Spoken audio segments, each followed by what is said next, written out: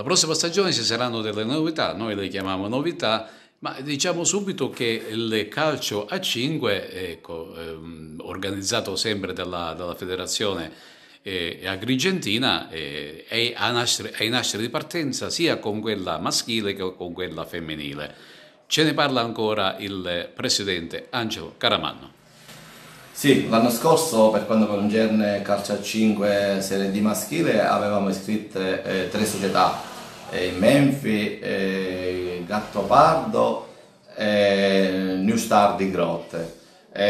L'obiettivo come sempre è quello di aumentare la società e anche in questo settore nel Calcio a 5 c'è tanto entusiasmo, la gente vuole ripartire, vuole mettersi in campo, vuole giocare, vuole vivere in libertà e praticare lo sport che piace naturalmente. A oggi abbiamo tre iscrizioni che sono Menfi, Gattopardo e Gemini Calcio. New Star sta ultimando per la procedura, ha dato l'adesione per iscriversi. Avremo un'altra società di Agrigento, Agrigento Futsal, che anche loro stanno procedendo con l'iscrizione e hanno costituito una nuova società e quindi partiranno con un nuovo campionato, non si sono ancora iscritte. E ci dovrebbe essere pure in progetto di partire con l'Atletico Licata di Licata. Quindi se tutto va bene e va avanti questo tipo di discorso, noi da 3 porteremo 6 società di calcio a 5 maschile in Serie D. Per me è un grosso obiettivo in questo momento ripartire con questi numeri. Poi per quanto concerne invece il calcio a 5 Serie D femminile, l'anno scorso avevamo avuto l'adesione quando siamo partiti di Montallegro e Agragas. Quest'anno le due società hanno manifestato la volontà di iscriversi e quindi a più breve penso e speriamo si iscriveranno pure.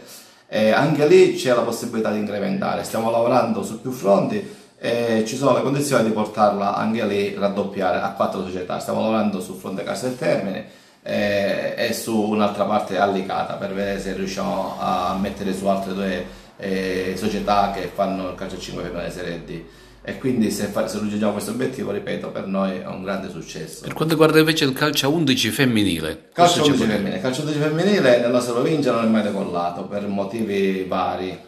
Quest'anno il presidente Morgana ci sta lavorando tantissimo, ci mette la condizione pure con agevolazione di portarla avanti. Natale Ferrandi, che è il nuovo responsabile calcio femminile regionale, è attivissimo affinché ciò possa essere portato avanti e quindi ci stiamo lavorando. Abbiamo buttato una base, abbiamo avuto la disponibilità del Castel Termine eventualmente a fare una squadra calcio a 11 femminile, però è chiaro che lì il discorso è molto più complicato perché sotto l'aspetto organizzativo, visto che la provincia è vasta e grande, riuscire a trovare una rosa di 20 ragazze per fare una squadra a Castel Termine eventualmente o in qualche altra realtà non è facile, quindi ci stiamo lavorando a livello organizzativo, però io ripeto sono ottimista, quindi posso sicuramente dire che siamo al 50% affinché ciò possa avvenire e quindi riuscire ad avere una squadra di calcio femminile nella nostra provincia sarebbe anche questo un risultato eccezionale, visto che non siamo quasi mai partiti con questa realtà.